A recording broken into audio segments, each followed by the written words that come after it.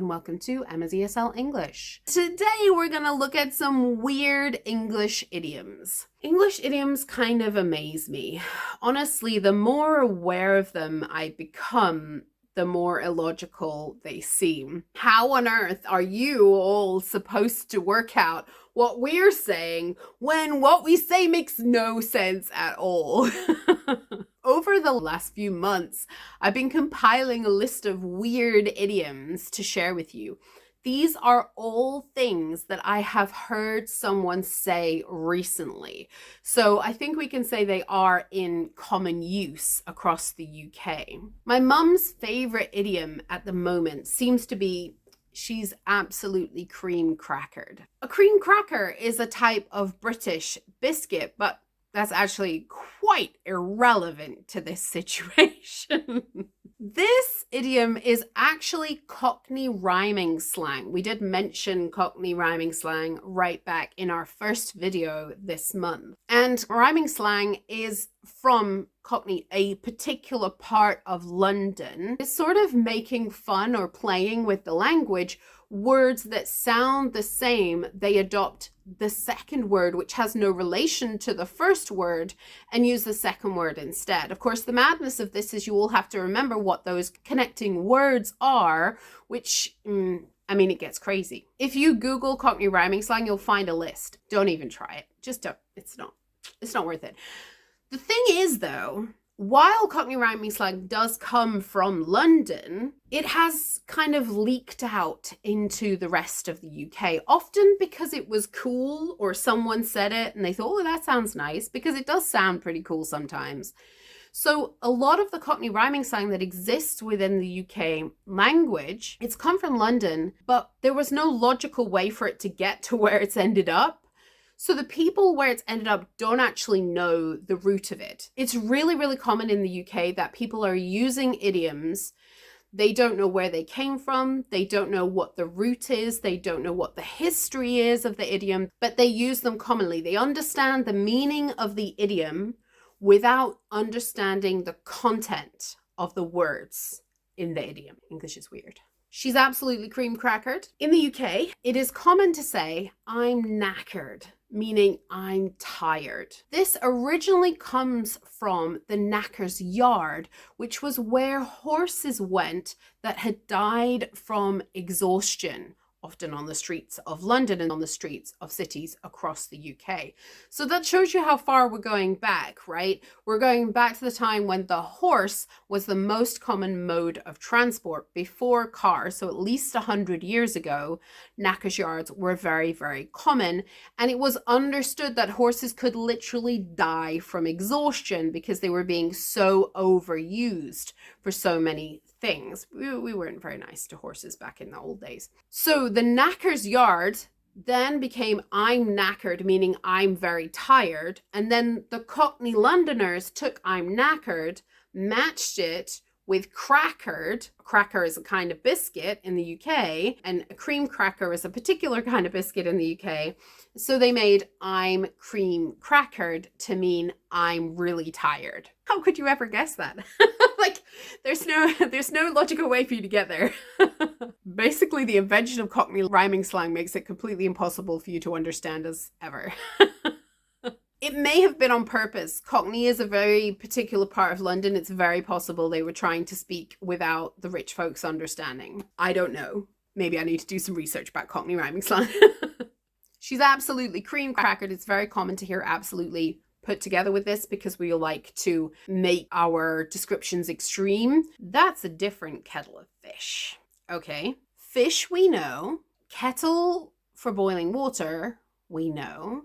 How are these two related? Good question. To understand this one, we need to go on a bit of a journey. We actually have two idioms that are not the same, but are related.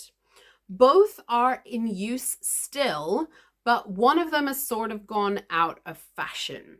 So from the 1950s, a different kettle of fish became the dominant of these two idioms. Prior to the 1950s, That's a pretty kettle of fish was the dominant of these two idioms.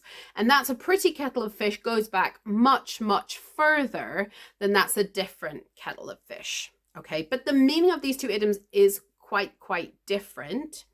But we have to go back to that's a pretty kettle of fish because it is the root of that's a pretty kettle of fish that gets us to an understanding of what the heck we're talking about with kettles and fishes.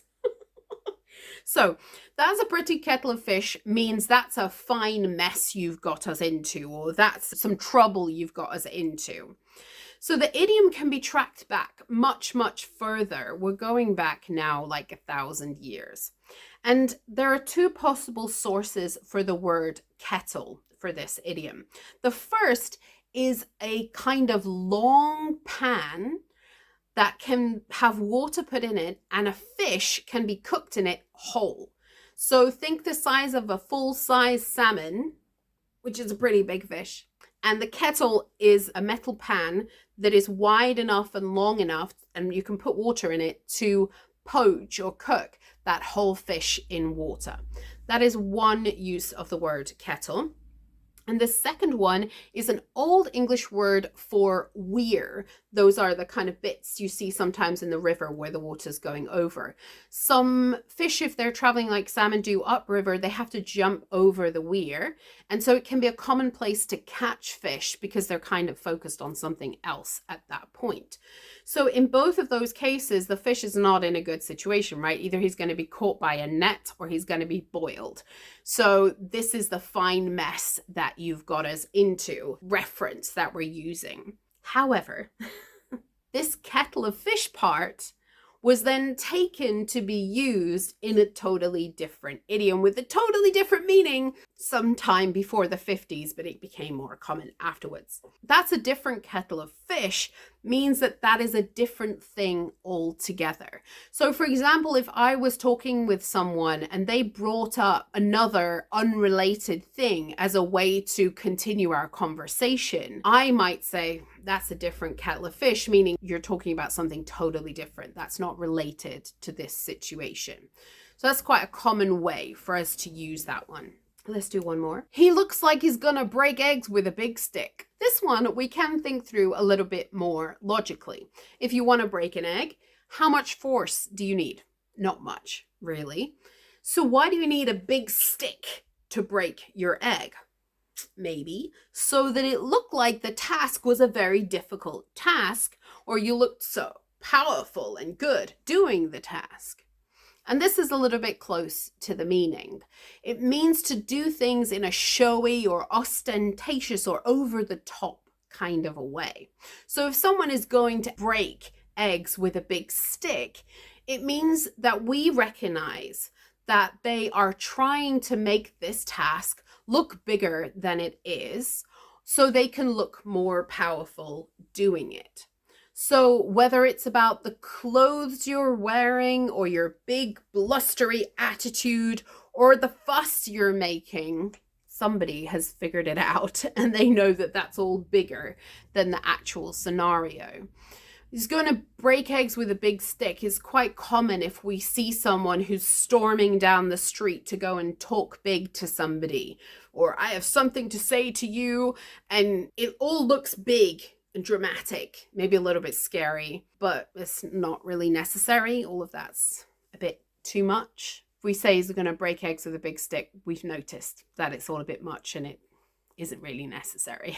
Again, I think similar to the regional words of endearment and the dialect words that we learned last week, I don't think these are the sorts of idioms that you should be memorizing to try and use yourself. I honestly don't think that's the best use of your time. If you want to have fun doing it, go for it. That's fine. But if you're having to put other things in your head, I don't think it's the best use of your time. While these idioms are in common use, it can be really difficult to find just the right moment to use an idiom. So instead, I think it's more important that you know that these idioms exist.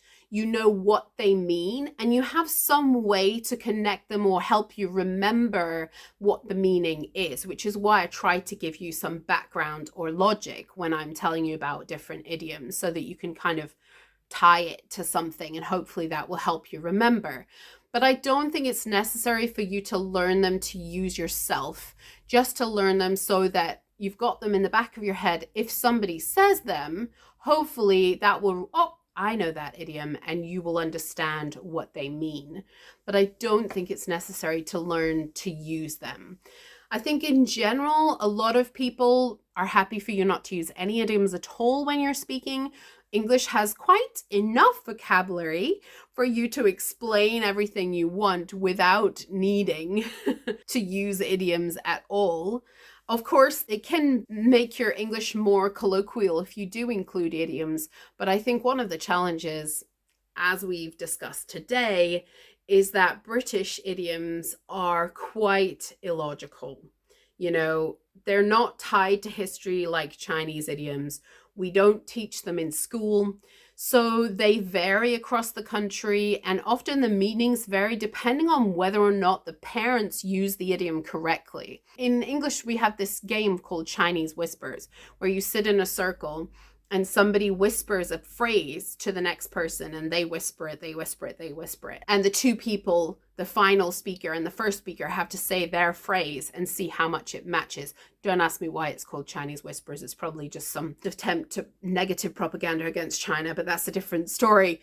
And in this game, then, what we see is that in the process of gossip or whispering, the story can change and evolve quite dramatically to go from something maybe halfway around the circle that's unintelligible to then gain new meaning and come back as something totally different.